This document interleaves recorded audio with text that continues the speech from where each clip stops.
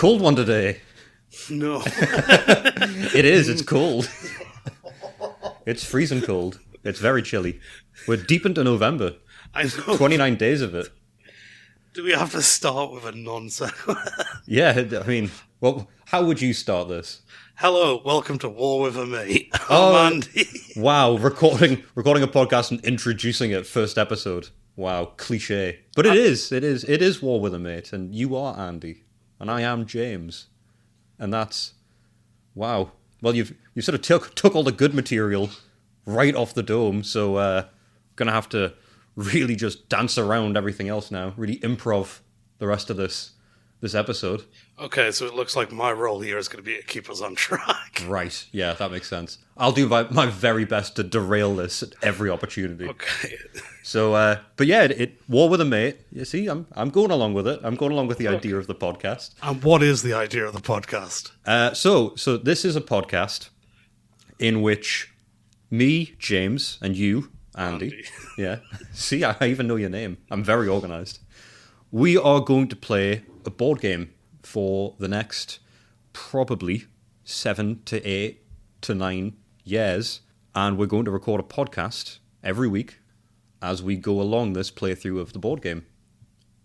And what's the board game called? The board game is, I know this as well. The board game is called SPI's The Campaign for North Africa, The Desert War.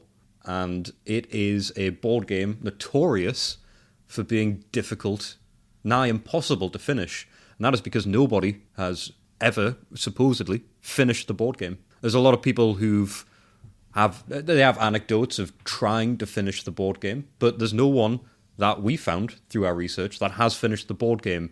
And we happen to have the board game. And so we decided we would finish this and record the process. Exactly. We're going to make history. That's what this is, a little slice of history in which we play a board game that is so granular, so complicated, and so detailed that people give up. Their friends have too social a life to commit to playing it. And it's competitive as well. It's a versus game. Yeah, so shall we explain the basic premise of the game, which is, well, yeah, it covers the campaign for North Africa in a very granular level of detail, including all the logistics involved, and it covers the whole war. A week is the equivalent to a turn. Well, I guess slow down there, cowboy. What is the campaign for North Africa? What is this strange abstract concept you've just thrown out there into the ether? The actual thing. Well, yeah. Well, people aren't going to they're going to hear, oh, it's a board game, the campaign for North Africa. What is that? Okay. It's part of World War II, the actual war this is based on. Yeah, it's based on a war. Yeah, very closely. Yeah. It's in North Africa. Am I getting that right? You are, yes. I told you I'm organised. So the game itself, yeah, based on the campaign for North Africa. Yeah, like you say, it's a portion of World War II. It was the campaign in North Africa. I feel like we've said that a few times now. For those listening, as dwindling numbers as there are probably now, I imagine half of the people that started listening have probably dropped off, so that's 2 that we've got left. The campaign for North Africa, that's 4 times, is, it was the part of World War II fought in North Africa, primarily, initially at least, by the Italian forces against the Commonwealth forces. Later on, the Germans also showed up. As they did in this time period. Yeah, they cropped up a lot during this time period. I believe that's actually the initial problem. Them sort of popping up where they really didn't need to be. Which was anywhere. Yeah, anywhere. They certainly didn't need to be there in the capacity in which they were. So the board game is based on that to a really scary extent. It's very, very detailed. It's got 1,600 game pieces. The board itself, the actual map for the board game, is about 9 feet long by 5 feet. 4 feet, I believe, yeah. Yeah. It's big. It's huge. We don't have the table space to do that. No. We're going to have to play it maybe on your floor, maybe, I was going to say on your ceiling, but, as funny and difficult as that would be, we're just not tall enough. Yeah, maybe if we finish the game too quickly and we need to keep dragging the podcast on, we'll do the upside down version. Oh, so in your mind, we've got a deadline for this. We've got to stretch it out to a certain point. No. Oh, all right, good. Because I was worried we're going to synthetically extend it by saying campaign for North Africa 5 times in the first episode, and just to get a little bit more... Well, that is why we've picked a game with a long name, so we can kill a lot of time saying it. By saying as opposed to something like short, like Risk. Yeah, that's true, yeah. Risk is the coward's version of this. This is the thinking man's Risk. Yeah, and I guess talking about Risk, we'll transition that into our experience with wargaming and massive board games. So, by the sounds of it, you've dealt with Risk. You just know how to play that now. Well, we've played Risk. We started playing Risk once, and then we stopped playing halfway through because we got bored. I assume that's abnormal for you. You normally finish a big game like Risk. I've only played it once, and it was with you. What I do play, as you know, is Dungeons and Dragons with you every week, and have done for the last 7 years. A long time. Yeah. A lot of D&D. Yeah, we've played it for a long time, and we've done it reliably. Yeah, we've stuck to it pretty reliably, normally doing at least one session a week for those 7 years. So through COVID as well. Yeah. You were in my bubble. Well, I was in your bubble. You were... I think we share the bubble. It doesn't belong to anyone in particular. Oh, I like to think of it as my bubble, and you were invited in. I mean, yeah, that says a lot about you. I like to own bubbles. I like to be a bit of a... I've got no idea where I'm going with that. So we even played it during COVID. We've reliably played it for that long. We think we can probably stick to this.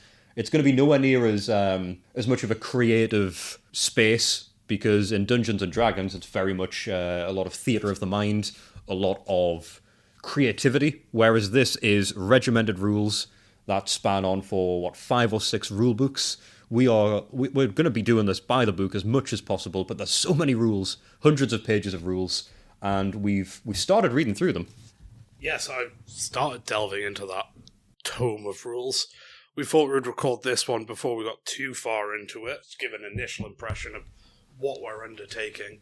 So, with your first look over the rules, how are you feeling? In a word, regret. Is that a feeling? Regret's a feeling. Regret's definitely a feeling. I'm feeling regret. Yeah, it's not the feeling you'd want to be feeling before we've started. Yeah. I was sort of hoping if the regret came, it would be, maybe year 2 or 3. Yeah. Like when we started playing it, we've realised that was a mistake. Not before we've really took all the game pieces out. Because the version we've got our hands on is in near mint condition. And this board game wasn't easy to find, but we found it. And it is a game collector's wet dream. It's rare. It's a game that's seldom played. It's the perfect collectible. And we're going to pop all those little cardboard pieces out.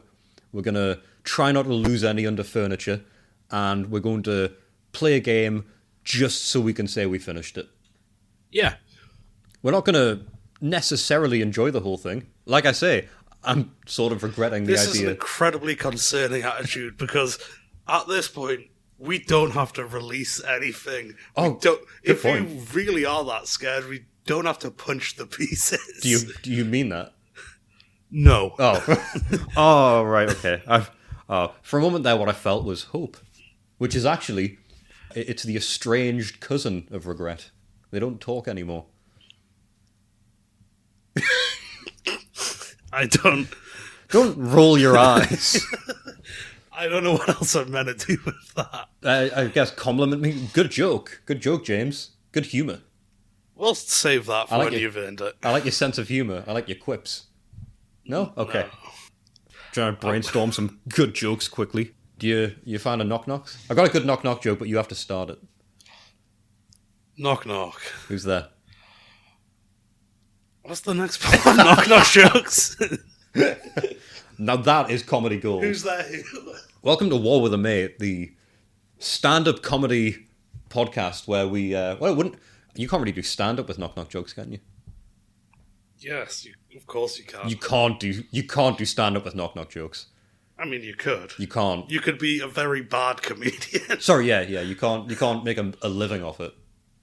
No, you can't. No. You can't. You thought about it for a moment, Yeah. but You live in an age of irony. I feel like you could try and get that off the ground. and why are we doing this? I don't know. This is to become rich, isn't it? That's what the idea is. Oh, I thought this was a form of earnest self-expression. Oh, right. Yeah, that's why we seem to have different vibes going. Yeah, right. Okay, yeah. You're immediately regretting it and saying this won't be creative. Yeah, I mean, I thought when I came in here wearing sunglasses that are in the shape of pound signs, I was wondering why you didn't have like any other kind of money paraphernalia.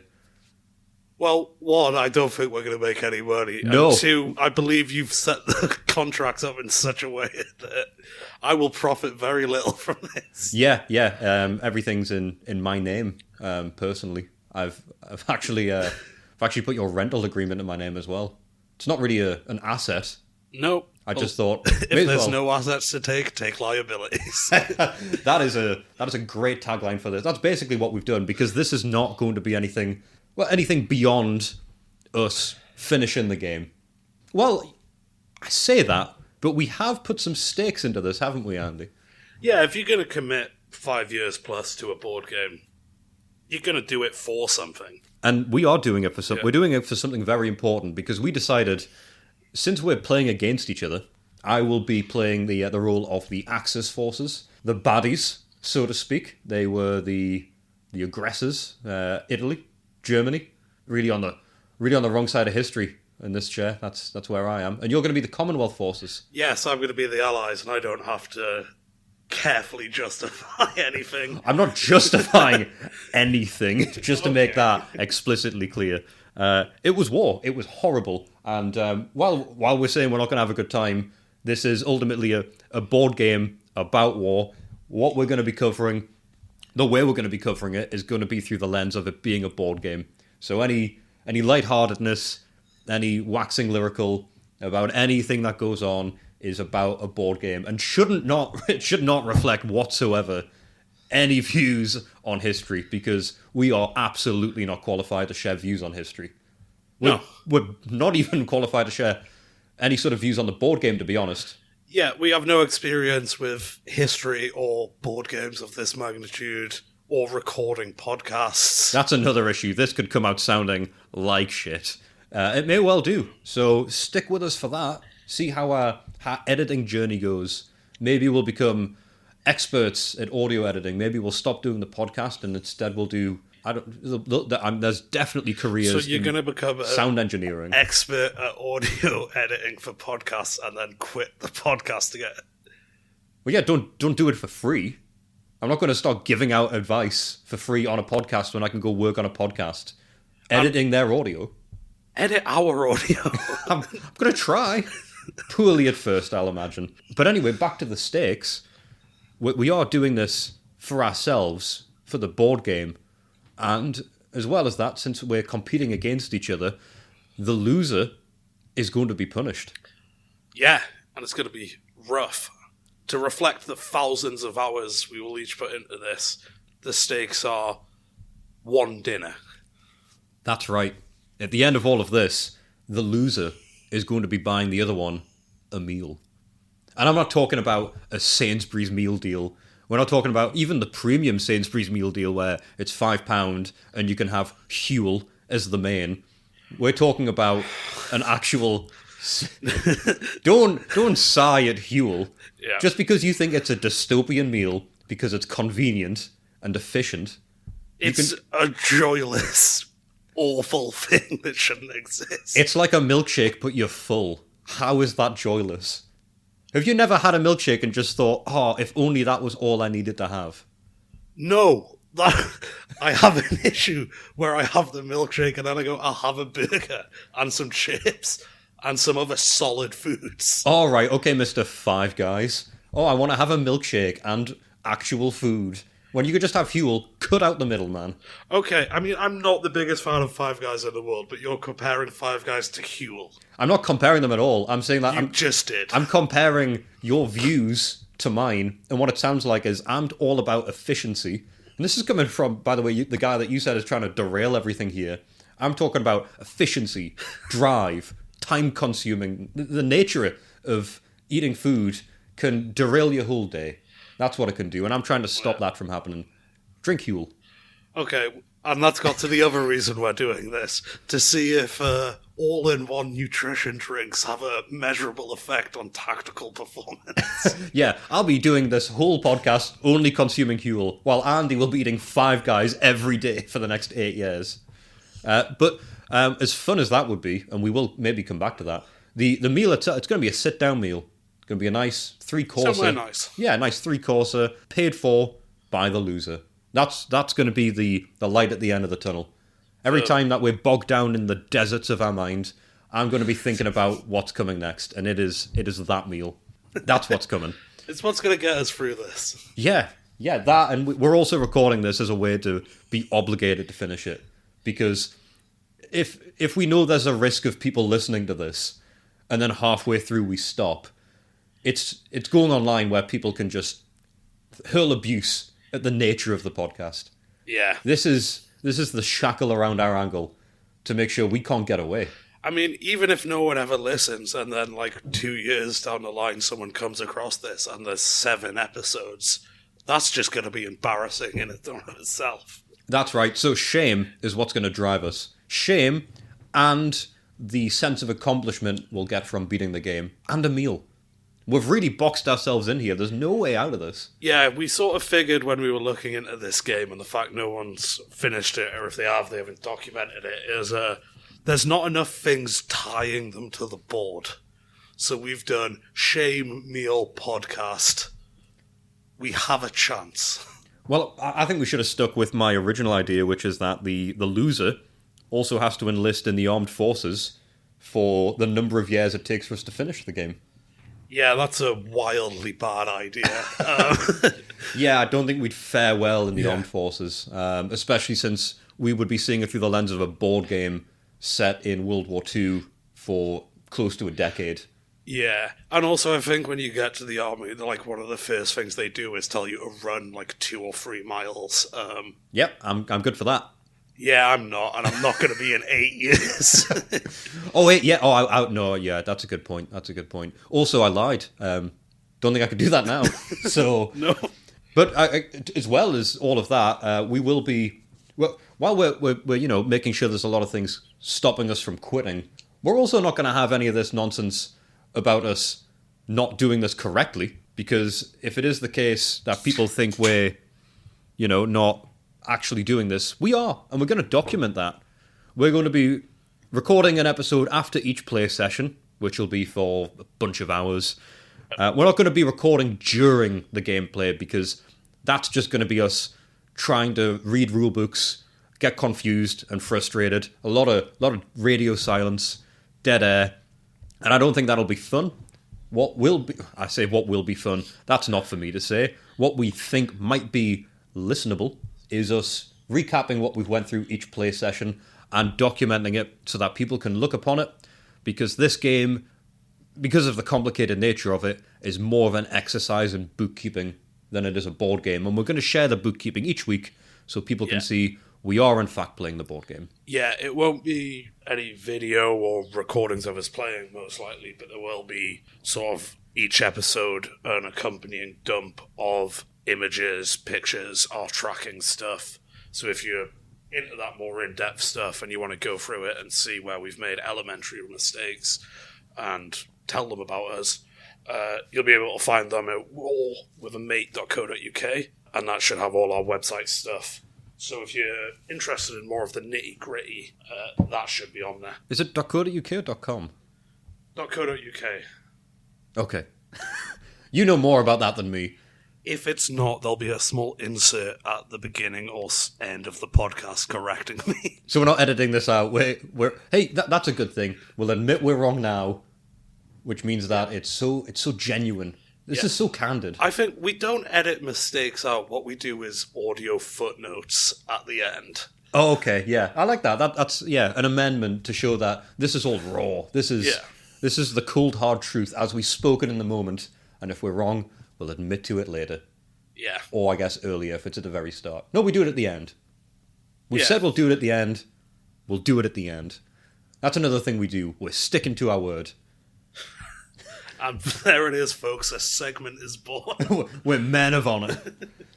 And the actual coverage will be recapping what we've done each episode, as in what we've done during that game turn. The game lasts a full length of 111 turns. Those turns have a lot of different stages within there, all about managing all of the troops, all of your infantry, your armour, moving all the pieces around in North Africa, the fights, everything else in between. It's meant to simulate the whole campaign for North Africa over the course of 111 turns, with an estimated playtime of 1,500 hours. The game was never fully play tested, and no one, as I say, is documented to have finished playing it. We found a few people who've started, a few people who we think might even still be playing, but those people haven't documented it, as far as I can tell. We're the first ones doing that. Yep. There's our USP. We're documenting this game. Absolutely. We've been foolish enough to start playing it. Well, we will be starting to play it soon. We haven't started yet. When we do, we'll be sharing our experience. Our mental fortitude will be tested, and we'll be recording it as we go through. The breakdown, we're not going to get super into each turn in terms of the very specific rule sets. The rulebook's available online as a PDF. You can just find it. We'll probably try and put a link in somewhere so people can get a hold of that easier. So if people do want to try and follow the rules, get an idea of what we're doing week by week as we describe it and follow that up, by all means do. We don't recommend trying to go through the game because even we know that it's a bad idea, but it's a funny idea. Yeah. Yeah. Just see how it goes and see how that complexity messes with us. And see where we break. At which point do we realise this really wasn't worthwhile? Yeah. Because the regret I have now is it's more tongue-in-cheek. It's knowing that there's a massive, gargantuan task ahead, but that we'll have an experience doing it. Oh, yeah. One of the first things in the rulebooks is that each team should have 5 players on it. Yes, to organise the various parts of the strategy involved. Yeah, because there's that much to keep track on. And we saw that, and what we thought was, we both don't have 4 friends each who'll join us and be part of this war, and also no one else is going to commit to something this long and stupid. No, there's no way that I know 4 other people just to bring on my side. And again, I also have the added pressure of appealing to them. Would you like to take on the role of the Axis forces of World War II for 8 years and then talk about how that was every week for 45 minutes to an hour? Yeah, I think as far as sales pitches go, that is going to get you the type of person who's deeply excited by that. You don't want to see every week for 9 years. Yeah, we're very much just going to have to cobble this together ourselves. The recording, the editing, gameplay itself, it's new territory to all of us being both of us. Yeah. We've been trying to figure out how to even distribute this. Wherever you're listening to this, we haven't figured that out as we speak. Right now, we don't know where this is going to be, but if you're listening to it, well done, you've found it. I don't know how you found it. Here. Yeah, we'll keep being wherever you're listening to this now as long as we can. We don't know how to get this out just yet. We don't know much. In terms of, we wanted to have a bit of a jingle or a song at the start of the podcast. Maybe that's happened. Maybe it hasn't. The idea that we had, by the way, that I was talking to you about the other day, the idea of having a cover song for the start of the podcast, that's illegal. Oh, it is? Yeah. Because I did express some concern about that, and you said, as long as it's a cover, it's fine. Yeah, no, it's not. It's not. I looked it up. It's not okay. Okay. I've checked some reputable sources. You can't just do a cover and it'd be fine. Yeah, because you were very confident about that, and it felt wrong when you were saying it. Yeah, of course I was confident. I didn't want to be wrong. But yeah, it's not okay to do that. You can't have that. You can't have it for 15 seconds. You can't have it for 10 seconds because the copyright that applies to songs is for both the master, which is the actual recording, and then the lyrics and the music itself, the song in its essence. We can't do it. It's not allowed. Can we not do an Andy and James's version as a sort of Taylor Swift? Well, that's because she never had, I think, the masters, the copyright for the masters, which is the original recording. Yeah. But she must have had the copyright for the lyrics, etc. That's why she can do that. So that's why she can do Taylor's version. Okay. We can't do, I don't know, what's a song that we would do? We can't do Backstreet's Back, James and Andy's version. Which would be, by the way, a very fun choice of song for a World War II board game podcast. Yeah, to have a very badly sung cover of that song. Full length as well. Yeah, the whole thing. The funny thing is as well, it's a boy band. We would need more people again for that. Yeah, that's becoming a recurring theme that I'm sad about. Yeah, it's just us. Yeah. It's us. Well, we'll probably have other people on to either look at parts of the board game and then give their thoughts on it. We've got plans to bring some people on to give some historical context to the game. We will be bringing other people in occasionally from time to time to give their thoughts on the process, or just people we think will be fun to have to comment on, maybe not even this, maybe just these various tangents that we seem to already be kind of bleeding into. Yeah. Loose to start with, but should get more structured once we've got the game to actually be structured around. Yeah. Or not. We'll see how things develop. The goal is to finish the game. We're not going to try and set ourselves an arbitrary deadline to finish it, which is kind of what I was concerned about you saying before, about stretching this out. No, this is going to take as long as it takes. Okay. So if one of us is really good at the game, if one of us has been maybe practicing in secret, maybe they've already had the game for 12 years, then this has been a very long and pointless trap to get a dinner. I want dinner. If you're that hard up, buddy, I'll buy you a dinner. Right, all right, get Uber Eats up right now. Okay, so it seems, yes, he's closing down his recording equipment. I want a Five Guys. You hate Five Guys. I don't. You know how much it hurt me to say that before? To try and rag on Five Guys. Their burgers are fantastic. It's a premium price for a premium burger. It's a premium price for a fine burger. You gotta watch them cook it. I don't want to watch them cook it. Well, what are you gonna do when you're waiting for it? Be at home because of Uber Eats. Right, okay, so you're not there.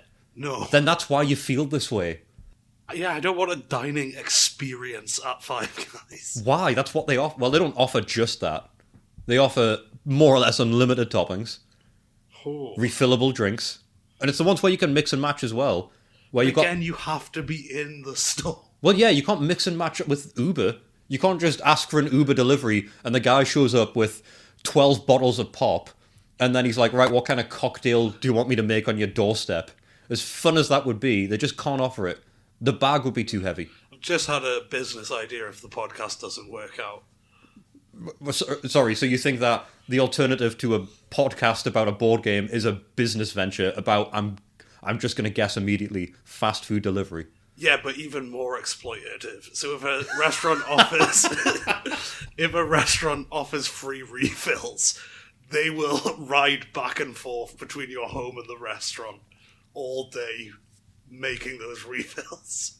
You want to exhaust a man on a bicycle. I don't know why it went to my head, but when you get an Uber driver on a bicycle, that's what came into my head there. Yeah, I'm not paying for someone with a car. Oh, because the fuel. Or no, I'm just not paying them. Right, okay, well that's a very pointed remark about people who drive.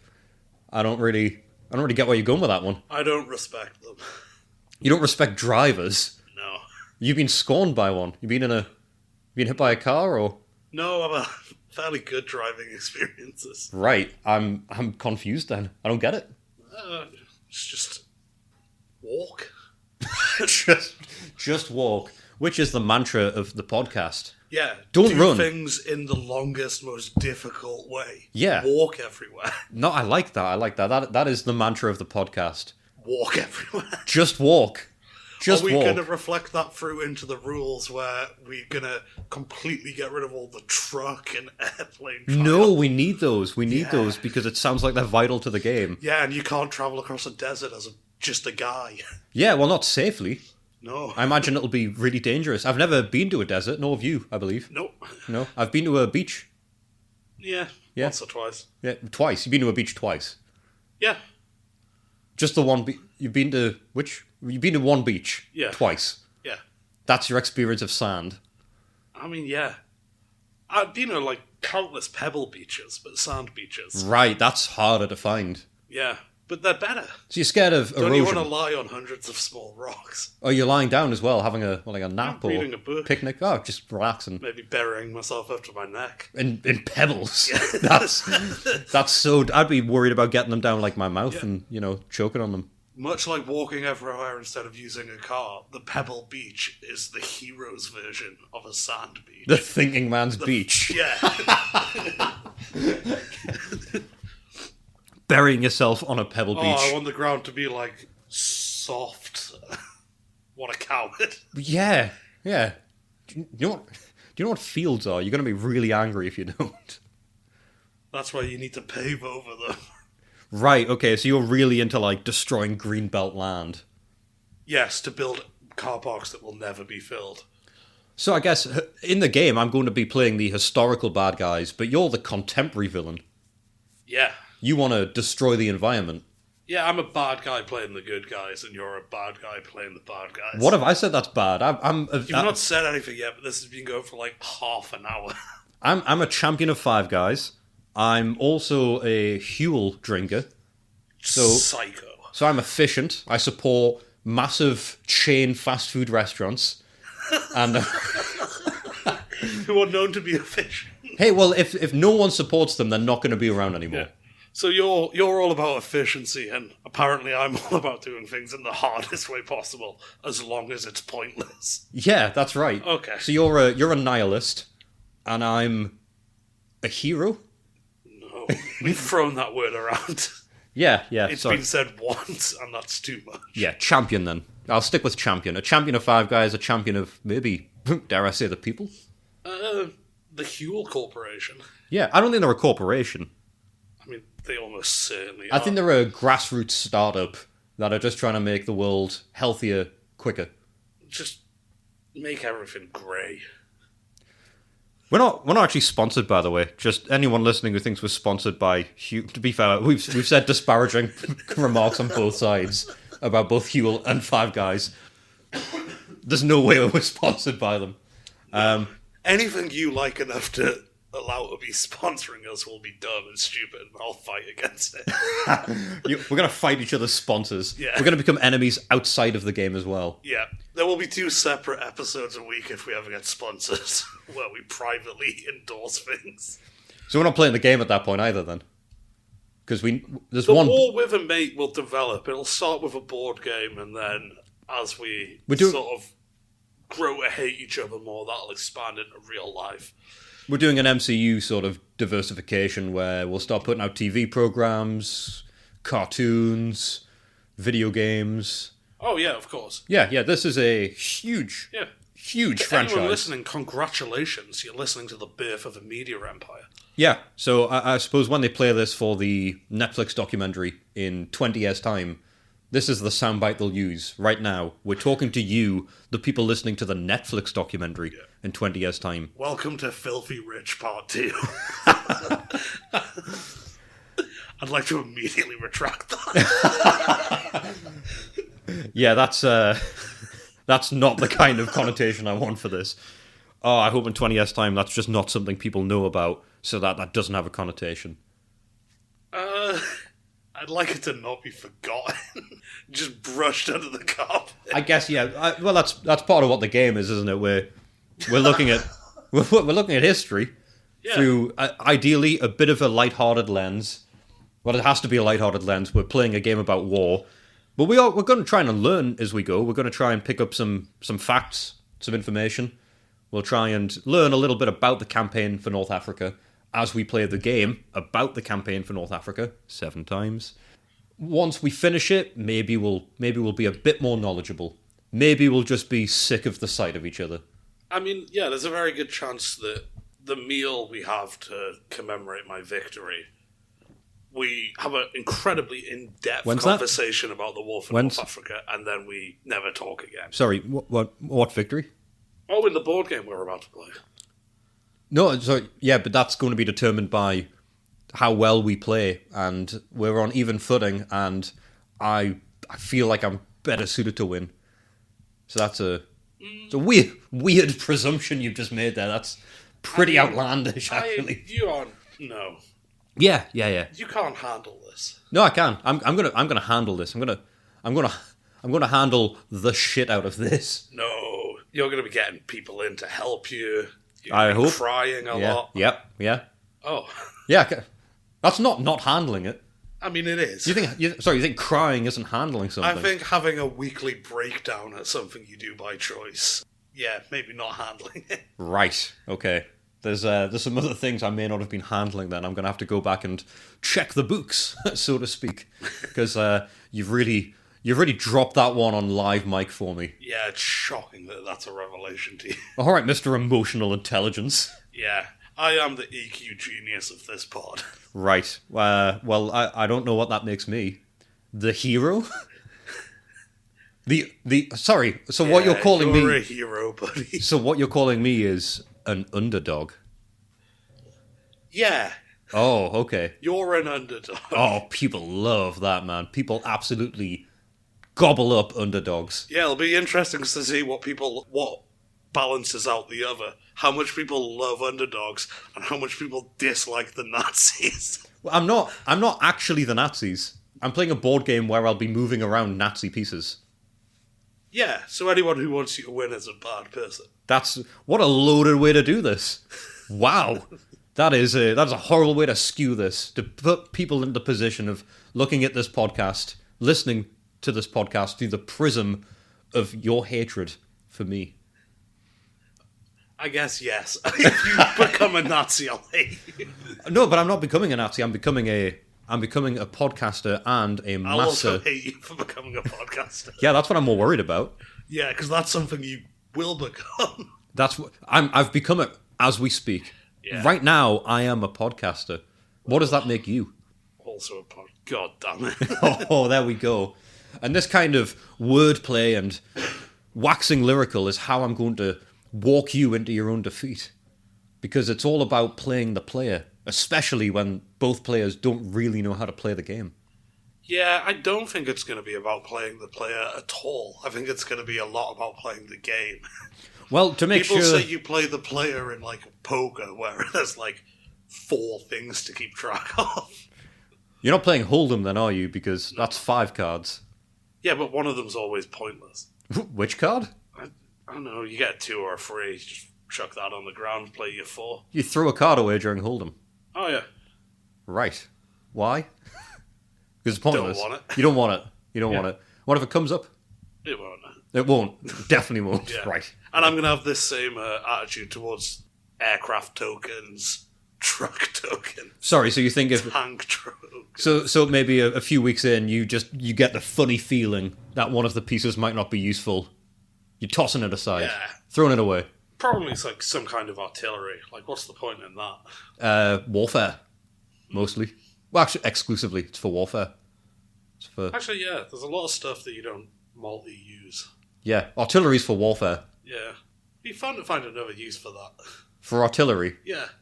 Right, if it's not for warfare, you're going to The Hague.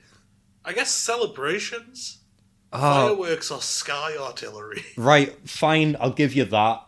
But I can't believe you did, because it wasn't much. It's a stretch, but... I'll take it. But I don't really know how to argue against that, because it's sort of close. And that is a microcosm of my tactical brilliance versus his attempt to deflect it. No, that is me pitying you, because you don't really seem to know what fireworks are.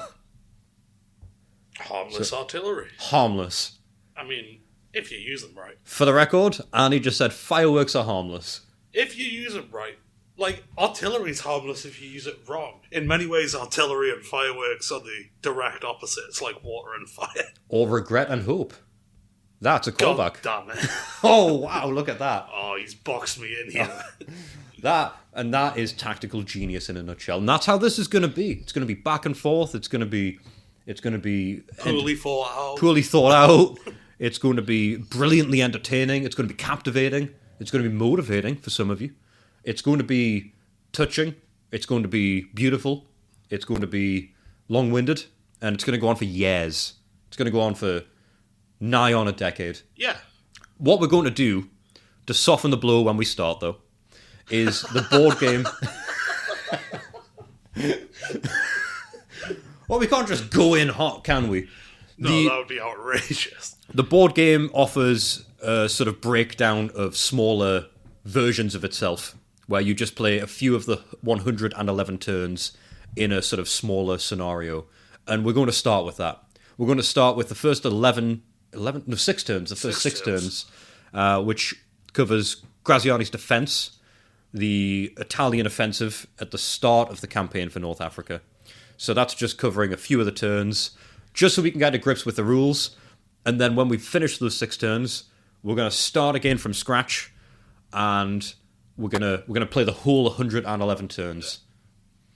And because that's only 6 turns instead of 111, the winner of that gets some sort of small snack.